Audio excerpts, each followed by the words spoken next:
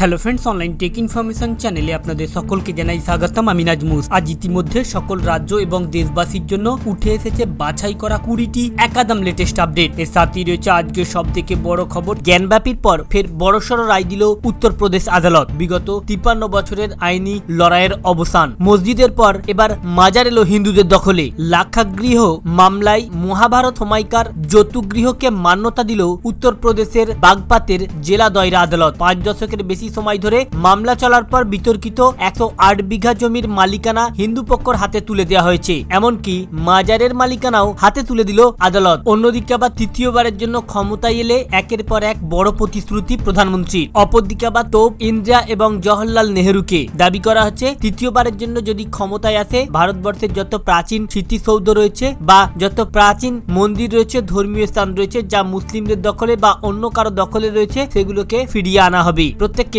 করা হবে মন্দির। ধর্মীয় স্থানের প্রতি জোর দেয়া হবে তৃতীয়বার ক্ষমতায় এলে। অন্যদিকে আবার রাম মন্দিরের পর হাওয়া বইছে বিজেপির দিকে, যেখানে প্রশান্ত কিশোর পিকে নিজেই সমীক্ষা দিয়েছে ব্যাপক পরিমাণে জিতে চলেছে এনডিএ। অপরদিকে আবার প্রধানমন্ত্রীর দাবি 370 পাবে শুধু বিজেপি, টোটাল পাবে এনডিএ 400। এর মাঝেই আবার কিভাবে 400 পাবেন জানিয়ে দিলেন বিরোধীরা। ইভিএম হ্যাক করেই 400 পার করবেন, মোদির উদ্দেশ্যে তোপ বিরোধীদের। সংসদে দাঁড়িয়ে 400 পারে স্লোগান তুলেছেন প্রধানমন্ত্রী মোদি। সাপ জানিয়ে দিয়েছেন আর মাত্র 100 দিন, তারপর তৃতীয়বার সরকার গড়ব, কিন্তু ভোট দেবে জনগণ। তার আগে কিসের জোরে বুক ঠুকে একথা বলছেন তিনি, এই নিয়েই প্রশ্ন তুলেছেন বিরোধীরা। গতদিন আরো এক ধাপ এগিয়ে মোদির দাবি নেপথ্যে ইভিএম ইলেকট্রনিক্স ভোটিং মেশিন কারচুপি করার অভিযোগে সরব কংগ্রেস। প্রধানমন্ত্রীর উদ্দেশ্যে তাদের তোপ, ইভিএম হ্যাক করে তিনি কি 400 পার করবেন? দলের লোকসভার নেতা অধীর চৌধুরী সাব বলছেন, মনে হচ্ছে ইভিএম নরেন্দ্র মোদীর কোনো হাত আছে, তা না হলে এখনই কি করে বলছেন লোকসভা ভোটে বিজেপি 370 এবং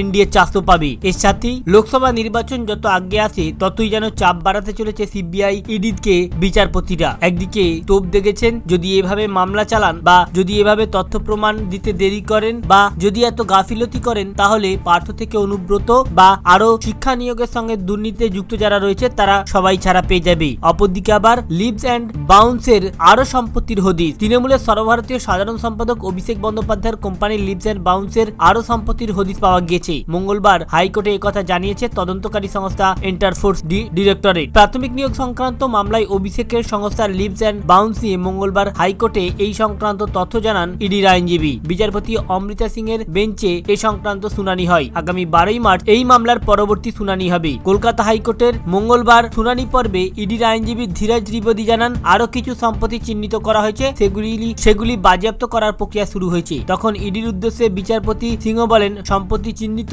হয়ে থাকলে এত সময় লাগছে কেন? জবাবে ইডির আইনজীবী জানান, সম্পত্তি বাজেয়াপ্ত করার প্রক্রিয়া শুরুর সঙ্গে অপরাধও নিশ্চিত করা হচ্ছে। তার মধ্যেই আরো সম্পত্তির হদিস পাওয়া গেছে। এক অভিযুক্তর কণ্ঠস্বরের নমুনা পরীক্ষার জন্য পাঠানো হয়েছে। দিল্লি থেকে তা এখনো আসেনি, তা এলে তদন্তে আরো অগ্রগতি হবে। বিচারপতি সিনহা তখন বলেন, এভাবে সময় চলে গেলে প্রত্যেকে তদন্তের বাইরে চলে যাবে, তখন আর কিছু পাবেন না। এতদিনের সব পদক্ষেপ কাজে আসবে না, আর কতদিন লাগবে? আইনজীবী ত্রিবেদী বলেন, প্রতিটি পদক্ষেপে আমরা মামলায় জড়িয়ে পড়েছি, যে কোনো নির্দেশকেই চ্যালেঞ্জ করা হচ্ছে। বিচারপতি সিংহ আবার প্রশ্ন করেন, আপনারা কি মনে করছেন এটা কেকওয়া খুব সহজ? অপরাধ যত সামনে আসবে এই ধরনের মামলার চাপ আরো বাড়বে। ইডির আইনজীবী বলেন, আমরা সেটা জানি, তাই আমরা নখ দাঁত বার করে লড়াই করছি। সিঙ্গেল বেঞ্চ থেকে সুপ্রিম কোর্ট, সব কোর্টে লড়াই করছি। পরবর্তী শুনানির দিন আমরা বিস্তারিত রিপোর্ট দিতে পারবো। বিচারপতির নির্দেশের পরের শুনানিতে রিপোর্ট দিতে হবে। এর সাথে আবার এক দেশ এক নির্বাচনে এবার তীব্র বিরোধিতা তৃণমূলের। এক দেশ এক নির্বাচনে তীব্র বিরোধিতা করলো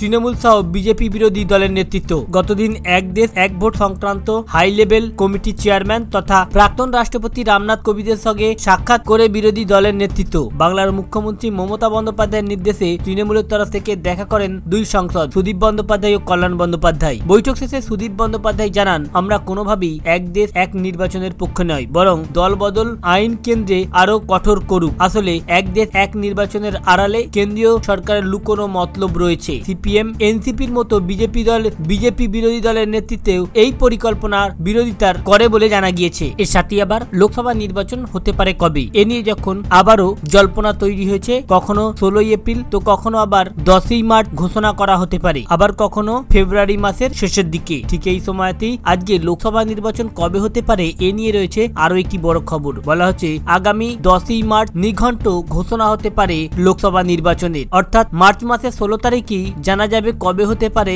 লোকসভা নির্বাচন। তবে পশ্চিমবঙ্গে যা মতিগতি সে অনুপাতে জানা যাচ্ছে যে 16ই মার্চ পশ্চিমবঙ্গে, 16ই এপ্রিল পশ্চিমবঙ্গে লোকসভা নির্বাচন শুরু হতে পারে, যা গতবারের মতো 8 দফাতে হতে পারে। অন্যদিকে আবার জোট ভেঙে যেন চৌচির, একের পর এক জোটকে ছাড়ার বার্তা বা জোট থেকে দূরে যাচ্ছে শুধুমাত্র আসন ভাগাভাগিকে কেন্দ্র করে। তবে এবার মমতা ইন্ডিয়া জোটের অংশ, ফের তৃণমূলকে বার্তা রাহুলের। ইন্ডিয়ার শরিক হিসাবেই রয়েছেন মমতা, জোট রক্ষা করার স্বার্থে ফের সমঝোতার বার্তা রাহুলের। লোকসভায় গত দিন প্রধানমন্ত্রী নরেন্দ্র মোদী ইন্ডিয়া জোটের ঐক্য নিয়ে কটাক্ষ করেছিলেন। তার 24 ঘন্টার মধ্যেই রাহুল গান্ধী ভারত জোড়ো ন্যায় যাত্রার ফাঁকে দাবি করলেন ইন্ডিয়া জোটের অধিকাংশ শরিক জোটের সঙ্গেই রয়েছেন। মমতা বন্দ্যোপাধ্যায়ও ইন্ডিয়া জোটের সঙ্গে রয়েছেন। তৃণমূল নেত্রী মমতা বন্দ্যোপাধ্যায় ইতিমধ্যে একাধিকবার জানিয়েছেন বাংলায় কংগ্রেসের সঙ্গে আসন সমঝোতা হচ্ছে না, এ রাজ্যে তারা একাই লড়বেন। তারপরে বিহারের নীতিশ কুমার ইন্ডিয়া জোট ছেড়ে বিজেপির সঙ্গে হাত মিলিয়েছেন। অবশ্য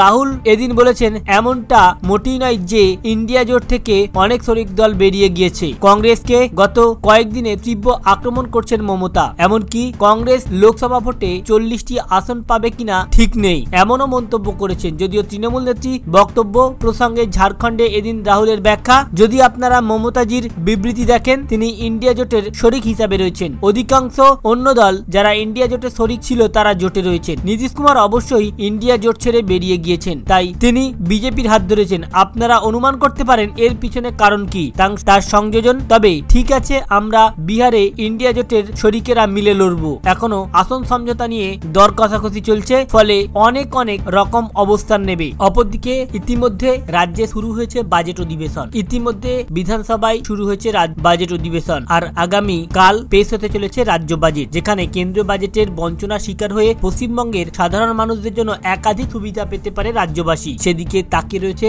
রাজ্যবাসী। অপরদিকে আবার এবারে কেন্দ্রীয় বাজেটের জোর ছিল নারী বা মহিলাদের প্রতি, পাল্টা এবারে রাজ্য সরকারের তরফ থেকে রাজ্য বাজেটে লক্ষ্মীর ভান্ডার মহিলা থেকে শুরু করে বিধবা ভাতা এবং বার্ধক্য ভাতায় জোর দেওয়া হতে পারে দাবি করা হচ্ছে। যেখানে শুভেন্দু অধিকারী বারবার কটাক্ষ করছেন মমতা বন্দ্যোপাধ্যায় বাজেটের পর লক্ষ্মীর ভান্ডার 2000 টাকা এবং রান্নার গ্যাস 450 টাকায় দেবে। অপরদিকে পাল্টা দাবি করা হচ্ছে যে এবারে ফোকাস রয়েছে মহিলাদের দিকে। তবে লক্ষ্মীর ভান্ডার 2000 টাকা হবে কিনা সেটা ঠিক এখনো পর্যন্ত পরিষ্কার নয়, তবে জানা যাচ্ছে এবার বাজেটে লক্ষ্মীর ভান্ডারের টাকার পরিমাণ বাড়তে পারে, এমনকি বরাদ্দও বাড়াতে পারে। অপরদিকে আবার বার্ধক্য ভাতা, কন্যাশ্রী এবং রূপশ্রী প্রকল্পেও বরাদ্দ বাড়াতে পারে, এমনটাই দাবি করা হচ্ছে। এর সাথে আবার হাতিয়ার ক্যাগ রিপোর্ট 9 ফেব্রুয়ারির নেতৃত্বে শুভেন্দুর রাজভবন চলো কর্মসূচি পালন পদ্ম বিধায়কদের। রাজ্যপালের দ্বারস্থ হয়ে আমরা বলবো ক্যাগ রিপোর্টে লাগাম ছাড়া দুর্নীতি ও বেনিয়মের হদিশ পাওয়া গিয়েছে, তার ভিত্তিতে এফআইআর দায়ের করার ব্যাপারে তিনি যাতে প্রয়োজনীয় পদক্ষেপ নেন। এর সাথেই রয়েছে আবহাওয়া দপ্তরের তরফ থেকে আজকের আরো একটি বড় খবর, সরস্বতী পুজোর আগেই ঠান্ডা বাড়তে পারে রাজ্যে, ঘন কুয়াশা, আবার কোথায় বৃষ্টির সম্ভাবনা। বুধবার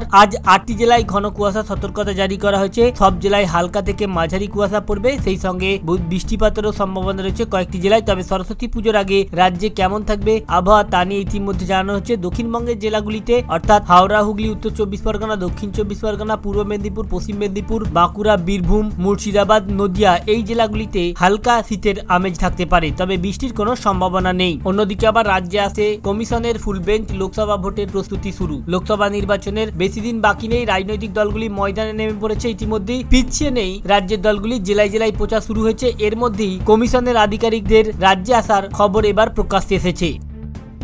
তো ফ্রেন্ডস, এই ছিল মূলত আজকের আপডেট। আমাদের উদ্দেশ্য ছিল কেবলমাত্র এই আপডেটগুলি আপনাদের সামনে উপস্থাপন করা, যাতে আপনাদের জানতে বুঝতে সুবিধা হয়ে থাকে। যদি ভালো লেগে থাকে একটা লাইক করবেন, বেশি পরিমাণে শেয়ার করবেন। আমাদের সাথে থেকে এমনই লেটেস্ট আপডেটগুলি পেতে হলে অতি অবশ্যই চ্যানেলটিকে সাবস্ক্রাইব করবেন। Thank you friends, thank you for watching.